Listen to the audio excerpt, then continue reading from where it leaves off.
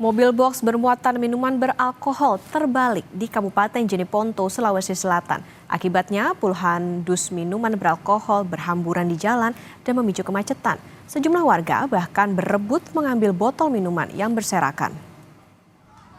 Oh, bawa bir. Pecah bang di daerah perbatasan Jeneponto Takalar. Video yang memperlihatkan warga berebut minuman beralkohol viral di media sosial.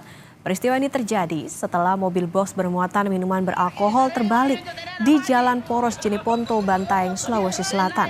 Polisi mengatakan kecelakaan disebabkan oleh ban mobil yang tiba-tiba pecah membuat sopir hilang kendali sehingga mobil box terbalik.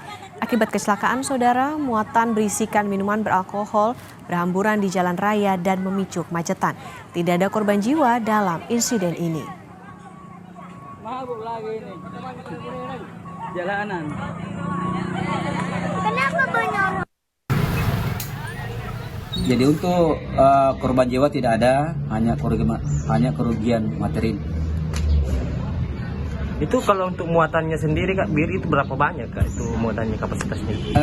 Kalau saya melihat, saya tidak sempat menghitung, tapi lumayan banyak di atas mobil box tersebut.